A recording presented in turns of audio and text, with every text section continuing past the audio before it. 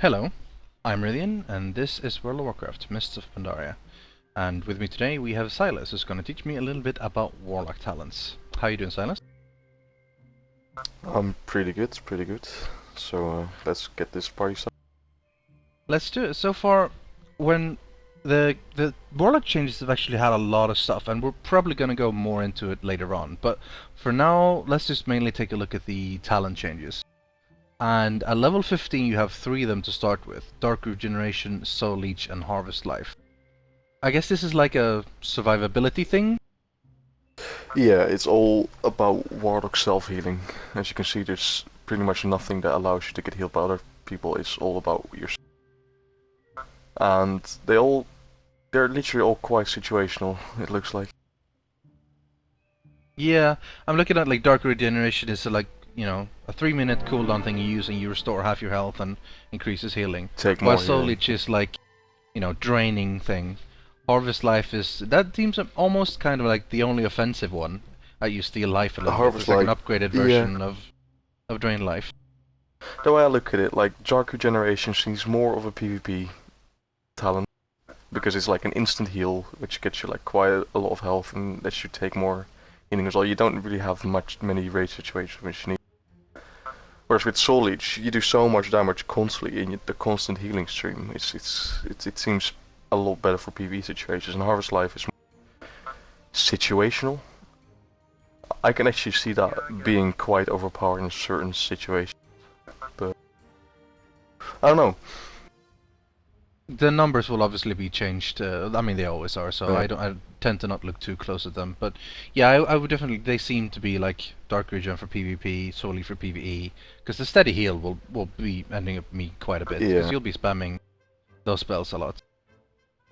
Okay, so next tier, level 30. What do we have here? We have Howl of Terror, Mortal Coil, and Shadow Fury. Yeah, it seems to be the offensive sort of control. They're all like 3 different control spells, which are all situational. Yeah, we have Howl of Terror, which is, fair. These are literally 3 spells that we already have in the current game, but that are all like either learned from trainers or spec bound. Okay. But now we have to choose. Yeah, Shadow Fury used to be limited to which spec was it? Yeah, and now like every spec can get it, which is one of the benefits of the new talent system, definitely, that you can have cool spells in every spec. Which one would you think you would choose, like for a PvE spec situation right here? Which one of the ones would you go with? For PvE, Shadow Fury, most likely, because, stuns are always nice. There's rarely any PvE boss fight where you will have to fear multiple targets, because fear, in my opinion, is a terrible PvE crowd control spell. Yeah, especially if Coil, they are not like frozen in place, because then they just Mortal run around Coil and pull is more like ad. Yeah, Mortal Coil is like Death Coil, which at the moment you don't really use in PvE, but I'm definitely gonna miss that in PvP if I have to choose between these 3 spells, because Mortal Coil is amazing. Alright, cool. So let's go into the next tier, which is number 45. We have Soul Link, Sacrificial Pact, and Dark Bargain. I guess this is, these seem pretty cool. Definitely the defensive. These are all very, very good spells. Soul Link, we already have this, and yeah, it's good. It's definitely a PvE thing, but also PvP. It's good for both situations if you think about it, because it's a lot of reduced incoming damage. If it's the same as it is in the live service right now, it's 20% reduced damage constantly, which is good. Yeah, that's pretty strong. Like, I think we went over this the other day, but between Sacrificial Pact and Dark Bargain, I'm not entirely sure which one is stronger. Because I don't know how much health a minion will have in mob at level 90. Which means that, 300% of half the minion's health can actually be a massive fucking shield.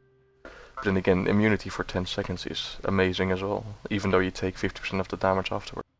I guess it's pretty much fight dependent. Yeah, that's probably true. Like in some cases you might need a big shield to absorb something huge now. In some cases you just like, okay, I don't really if I can just take no damage for a while right now, the healers can easily heal me up Yeah. later on without much of an issue, and then Dark Bargain would be amazing. So yeah, that's a Yeah. hard choice. Again, that's one of the Very hard. successes in the talent trees. Like all of them are really good, and it's actually something you have to think about quite a bit. Yeah, I'm genuinely impressed with the Warlock tree so far.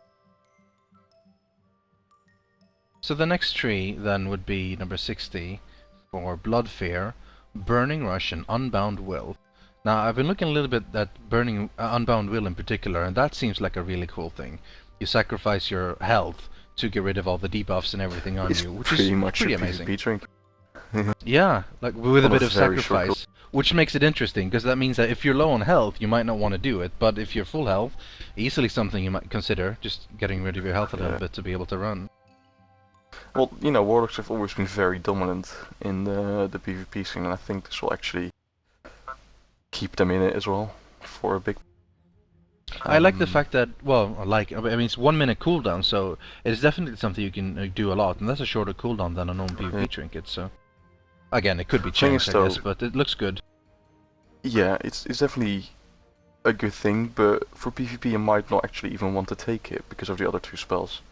If you already have a PvP trinket. I don't know if they share cooldowns or what, like the human racial and the PvP trinket do, but that's something The they other can two is take more us like... Burning Rush, to be honest, it doesn't look that cool for me, but...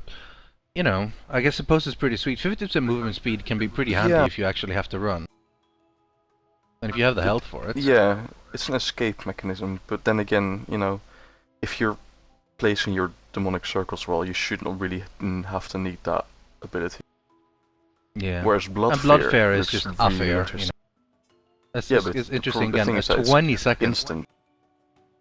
Instant and it's 20 seconds, although obviously, like, that will be reduced With in PvP PvP to like reduction, 8 seconds is usually the maximum, but that's still pretty cool. I have always liked the idea of warlocks being sacrificing their health and so on, It's kind of fallen a bit to the wayside with mostly what you end up doing is you life tap a bit to get mana back, and most of the spells are mana.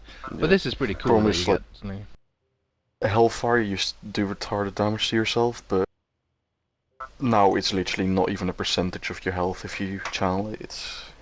It's a bit sad.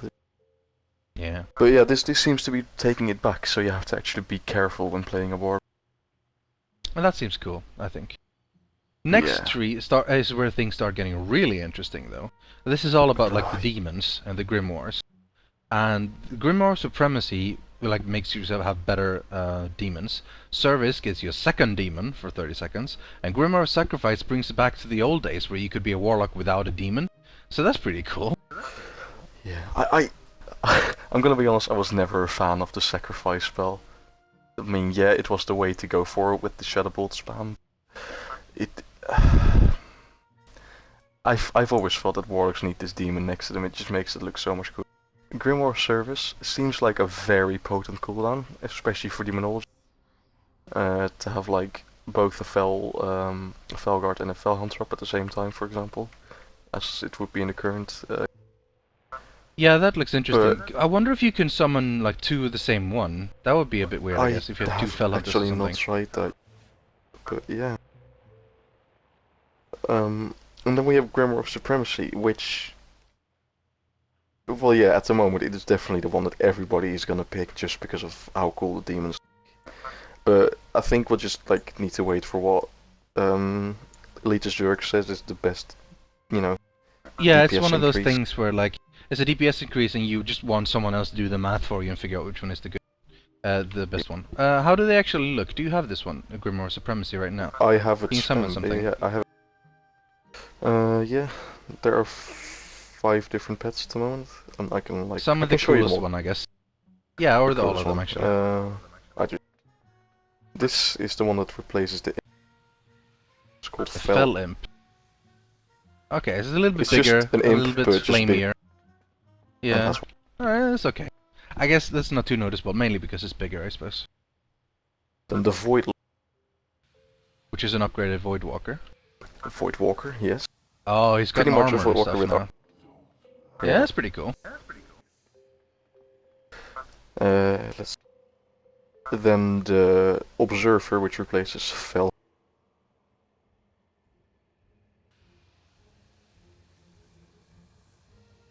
Oh, whoa. That is... Okay, that's pretty cool. That's I an know. entirely different demon, and he's also absolutely Yeah. massive. I wonder if they're gonna change his size a bit, because that's pretty huge. I hope not. Imagine having like 5 warlocks in a raid. That thing would like Fucking hell, yeah. cover everything.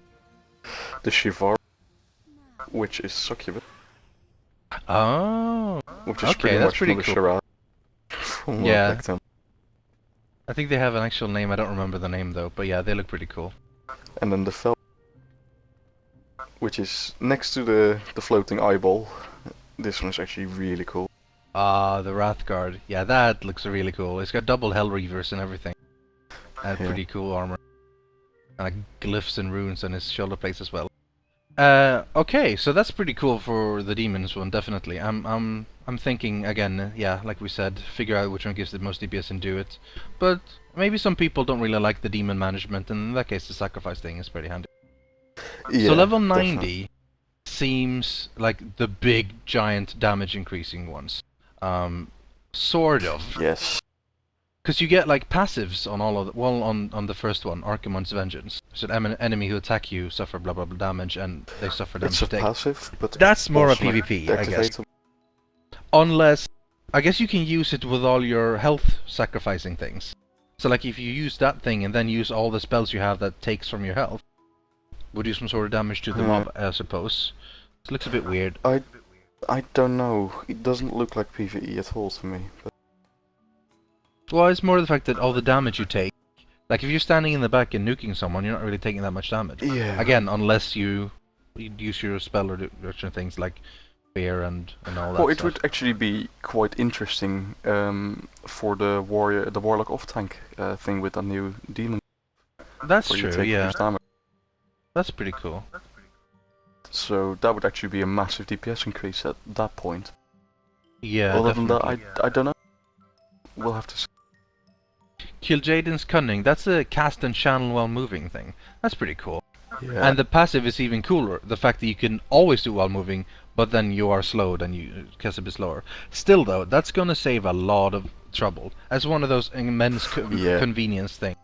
Like you don't have to stand still and channel anymore. And granted, you'll still take a little bit of, you know, DPS nerf while moving, but the fact that you can Yeah. actually move at all is pretty cool. I'm quite glad that they actually gave it a movement speed reducement. Otherwise, that spell would actually be too overpowering in PvP. Yeah, probably. Because you would definitely. never be able to catch up to Warlock. No. And then my favorite is Manawal's Fury, probably. Purely just an increased the Even though radius of area of it's effect. It sounds even though simple, it sounds boring. that could probably be extremely strong. 200% The thing is, increase Warlock- pretty massive. Warlock AoE is amazing. It is truly probably some of the strongest AoE the game currently has, and if you can increase the radius, the more the better. That's true, that's true. Yeah, that's an interesting choice. Again, for the I'd probably stick with Kil'jaeden's Cunning, but I suppose in some cases, like when you're just standing still anyway, that wouldn't help too much. So then you might get Archimonde's Vengeance or Mana Sphere or something. Yeah. I'm very impressed with the Warlock tree. It is every tier seems to be really good. Yeah, they look quite cool. All right, so that's Warcraft. Thanks for helping me, Zylus, and to the rest of you, I'll see you all next time.